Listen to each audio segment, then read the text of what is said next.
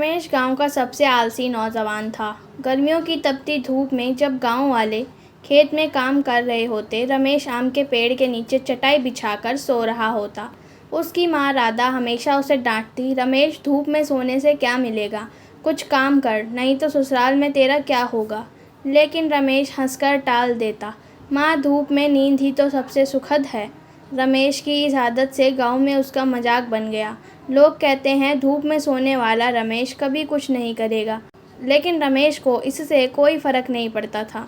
उसका मानना था कि मेहनत करने की ज़रूरत ही क्या, जब ज़िंदगी इतनी सुस्त और आरामदायक हो सकती है। एक दिन गांव में रिश्तेदार किशन चाचा रमेश के घर आए। उनके साथ एक खबर थी। पड़ोस के गांव में एक अच्छा रिश्ता था। लड़की का नाम था सुमन और वह अपने पिता की इकलौती बेटी थी। सुमन के पिता रामलाल एक सख्त और मेहनती किसान थे, जिन्हें अपने दामाद में वही मेहनत और जिम्मेदारी चाहिए थी। राधा ने किशन चाचा से कहा, लेकिन हमारे रमेश को तो धूप में सोने की आदत है, क्या रामलाल इसे पसंद करेगा? किशन चाचा ने हंसते हुए कहा, राधा, रमेश को बस थोड़ा सुधारना होगा, ससुराल में तो सब ठीक हो जाता है।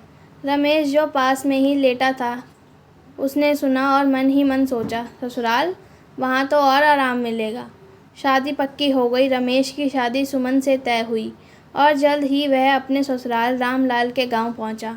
रामलाल का घर एक विशाल खेत के बीच में था, जहां धूप दिन भर चमकती थी। ससुराल में रमेश का स्वागत बड़े प्यार से हुआ, लेकिन रामलाल ने पहली ही रात को रमेश को समझाया, बेटा, हमारे गांव में धूप में मेहनत होती है, ना कि नींद।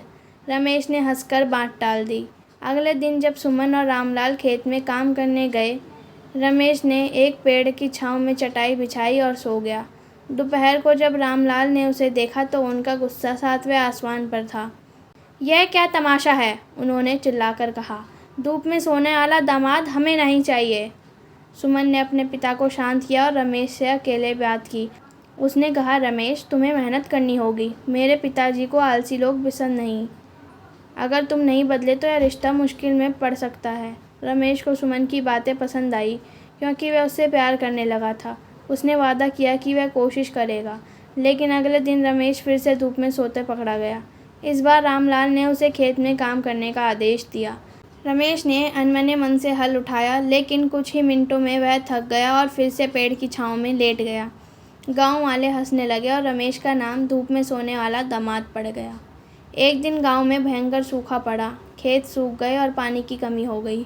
रामलाल और सुमन दिन रात मेहनत कर रहे थे, लेकिन रमेश अपनी आदत से बाज नहीं आया। एक दोपहर जब वह धूप में सो रहा था, गांव में एक बूढ़ी औरत आई। उसने रमेश को जगाया और कहा, बेटा, धूप में सोने से कुछ नहीं होगा, लेकिन धूप में मेहनत करने से तुझे वह सब मिलेगा जो तू चाहता है। रमेश को उस बूढ़ी औरत की बात अजीब लगी, लेकिन उसने पूछा, माँ, तुम कौन हो? बूढ़ी औरत ने मुस्कुराकर कहा, मैं इस गांव की आत्मा हूँ। यह धूप तुझे जलाएगी नहीं, बल्कि तुझे नया रास्ता दिखाएगी। यह कहकर वह गायब हो गई। उस रात रमेश को नींद ही नहीं आई। वह बूढ़ी औरत की बातों के बारे में सोचता रहा। अगली सुबह उसने फैसला किया कि वह अपनी आदत बदलेगा। वह सुबह जल्दी उठा और रामलाल के खेत में गया। शुरू में उसे बहुत मुश्किल हुई, लेकिन सुमन ने उसका हौसला बढ़ाया। रमेश ने धीरे धीरे खेती के गुर सीखे। उसने देखा कि धूप में मेहनत करने का अलग ही सुख था। एक दिन रमेश ने एक पुरानी नहर को खोदने का सुझाव दिया, जो सूखे के कारण बंद हो गई थी। गांव वाले उसका मजाक उड़ाने लगे, लेकिन रामलाल ने उसे एक मौका दिया।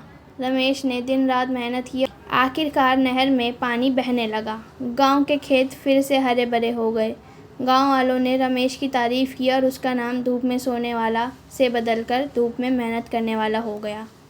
रामलाल को अब रमेश पर गर्व था। उन्होंने गांव में एक बड़ा उत्सव रखा, जहां रमेश को सम्मानित किया गया। सुमन ने रमेश से कहा, मैं जानती थी कि तुम बदल सकते हो। रमेश ने हंसकर जवाब दिया, सुमन, यह धूप और तुम्हारा प्यार ही था जिसने मुझे बदला। यह कहानी हमें सिखाती है कि आलस्य हमारा सबसे बड़ा दुश्मन हो सकता है, लेकिन मेहनत और प्यार से हम उसे हरा सकते हैं। धूप, जो पहले रमेश के लिए नींद का बहाना थी, वही धूप उसकी मेहनत का प्रतीक बन गई।